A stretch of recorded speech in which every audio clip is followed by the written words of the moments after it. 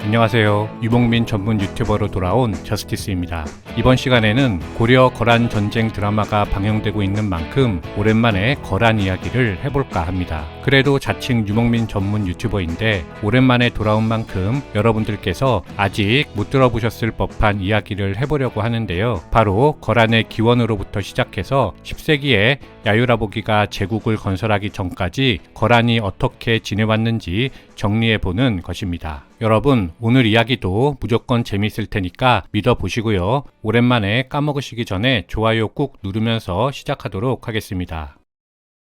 거란인의 기원은 동호설과 흉노설이 있습니다. 위수의 위서에는 거란국은 고막해 동쪽에 위치하며 그들과 이종 동류이다 라고 기록되어 있습니다. 한편 설거정의 구오대사에는 거란은 옛 흉노 종족이다 라고 기록되어 있으며 구양수의 신오대사에는 거란은 본래 동호 종족이다 라고 기록되어 있습니다. 몽골인 탈탈이 쓴 요사에는 염제의 후예인 가로토가 북녘에서 활약했는데 흉노 묵특의 공격을 받아 선비산으로 물러나 선비씨가 되었다. 이윽고 모용 연액에 격파된 이후에는 우문, 고막, 거란으로 분리되었다고 기록하였습니다. 이렇게 거란의 기원에 대해서는 역사가마다 다른 이야기를 하고 있는데 제가 읽은 책에 따르면 거란 민족사와 요사를 연구하는 중국 연구자의 대부분은 거란이 동호 계통으로 출발하여 선비로 이어지고 선비 중에서도 동부 선비에서 갈라져 나온 우문부의 후예로 인식한다고 합니다. 따라서 거란은 동호, 선비, 우문부의 후예, 일단 이렇게 정리하고 넘어가도록 하겠습니다.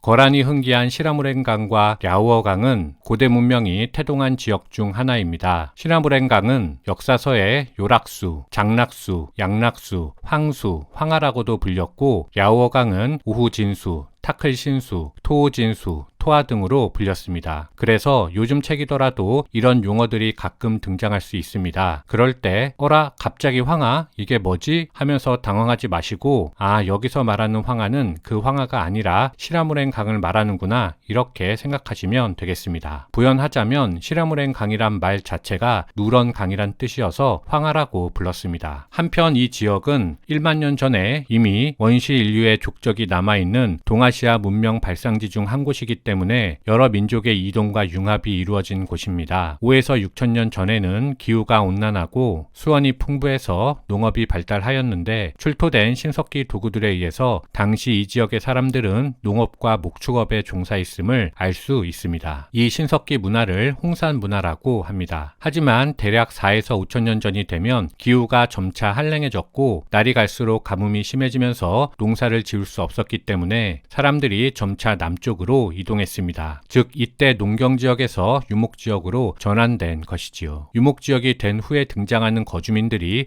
바로 동호입니다.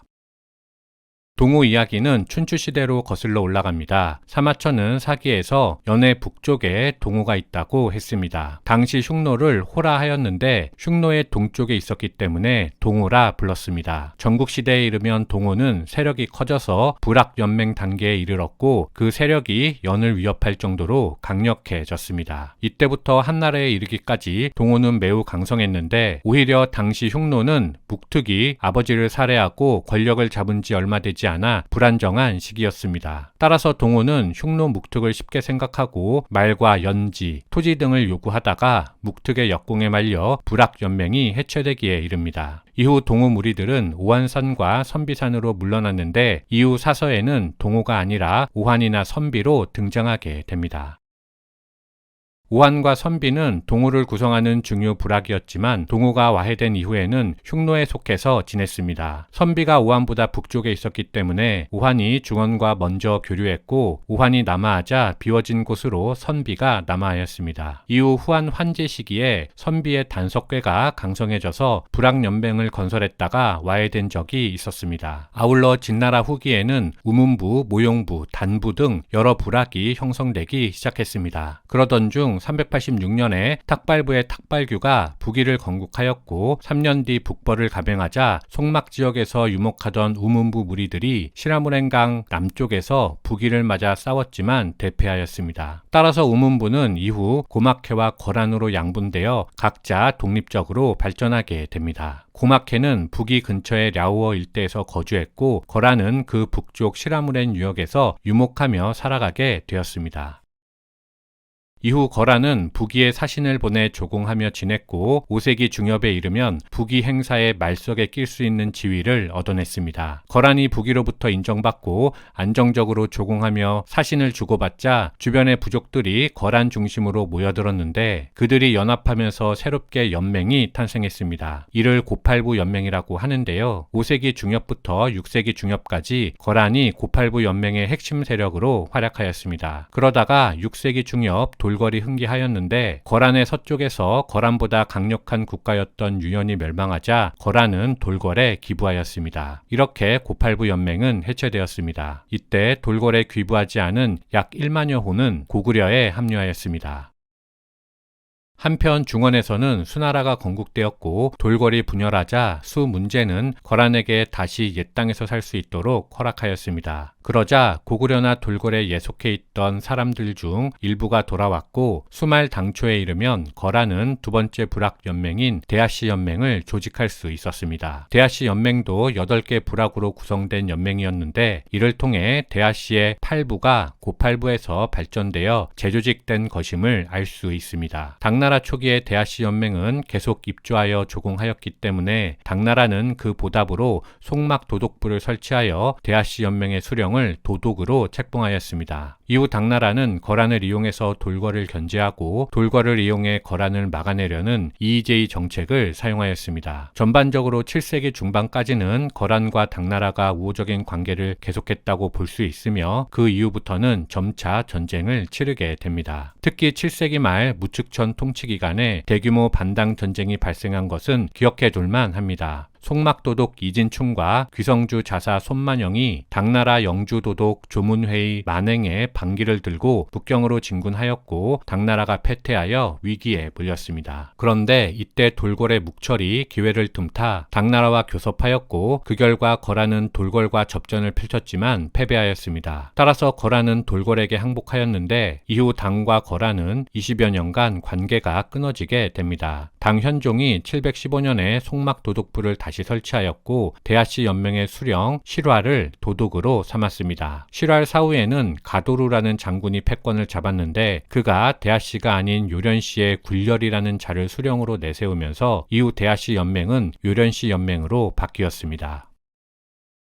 요련씨 연맹 초기에 거란은 돌궐에 기부했기 때문에 당 왕조와는 대립하였습니다. 그러다가 8세기 중엽에 위구르가 출현하여 돌궐을 멸하고 그 자리에 위구르 제국을 건설하였습니다. 돌궐을 섬기다가 갈 곳이 없어진 거란은 다시 당나라에 항복했는데 당시는 당나라도 알록산의 난으로 어지러운 시기였기 때문에 거란에 신경 쓸 틈이 없었습니다. 그러자 거란은 결국 위구르에 항복하였고 9세기 중엽 위구르가 키르기스에 멸망당하는 1세기 동안 위구르의 조공을 바치며 지내게 됩니다. 따라서 우리가 알고 있는 거란의 생활 양식은 돌궐과 위구르의 항복한 기간 동안 그들의 문화 및 제도를 받아들인 결과라 하겠습니다. 한편 안사의 난 이후 당나라는 쇠퇴하였기 때문에 위구르에 항복한 거란을 지켜볼 수밖에 없었는데 위구르는 거란에게 조공을 받음에 따라 서쪽 토번과의 전쟁에 관심을 집중하였습니다. 그러자 거란에 가해지던 군사적 압박이 서서히 줄어들기 시작했습니다. 게다가 9세기 중반이 되면 키르기스가 등장하여 위구르를 멸하였는데 그들은 거란과 정반대 방향인 서북 쪽에 치우쳐져 있었기 때문에 거란에 대한 군사적 압박은 거의 사라지게 되었습니다. 따라서 요련씨 연맹은 이 기회를 틈타 국가로 발전할 수 있는 기틀을 잡게 되었고 이때 거란의 발전을 주도한 인물이 바로 야유라보기의 조부 균덕실입니다. 요사에 따르면 균덕실이 백성에게 농사를 가르치기 시작했고 목축을 잘하자 나라가 부강해졌다고 합니다. 아울러 야유라보기의 아버지인 살랄적 시기에 이르면 대장간을 설치해 백성에게 주조하는 방법을 가르쳤다고 기록되어 있습니다. 즉 거란이 중원에 철제 공구를 제공하면서 추가적인 부를 쌓았음을 알 수 있습니다. 경제력을 키움과 동시에 철제 무기를 제조할 기술까지 있었기 때문에 거란은 드디어 성읍을 설치하기 시작했습니다. 아울러 백성들에게 상마 심는 것을 가르쳐서 방직 기술을 익히게 하였습니다. 즉 이것은 수공업과 농업 중심의 사회로 이전하기 시작했다는 의미인데요. 이와 같이 거란은 야유라보기 이전에 이미 서서히 유목사회에서 정주사회로 전환되고 있었다고 하겠습니다.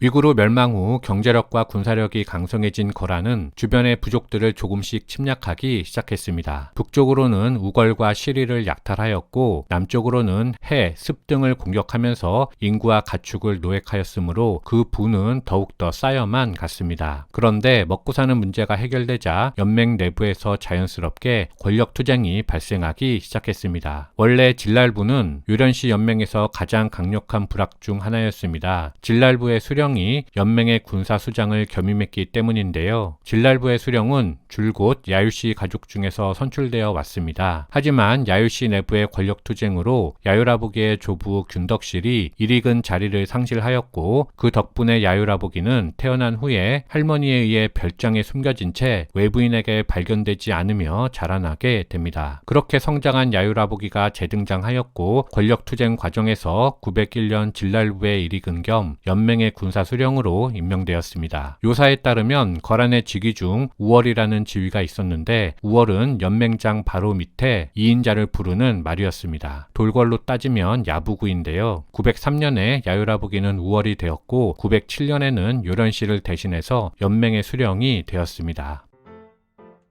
거란의 전통에 따라 연맹 수령 선거는 3년마다 실시해야 했는데 야유라보기가 등장한 이후에는 5년이 지나도록 선거가 치러지지 않았습니다. 따라서 연맹 수령 자리를 두고 야유라보기와 형제들 간의 권력 투쟁이 벌어지게 됩니다. 911년부터 전투가 벌어졌지만 915년에 이르면 야유라보기가 동생들의 반란을 모두 정리하였고 거란 유일의 최고 권력자가 되었습니다. 그 과정에서 야유라보기는 반역자들을 모두 처형했지만 동생 4명은 사면하거나 형벌을 내린 후 석방하는 인간적인 면모도 보여주게 되지요. 이어서 916년 야유라보기는 스스로 황제에 등극하게 됩니다. 이상 마치겠습니다. 감사합니다.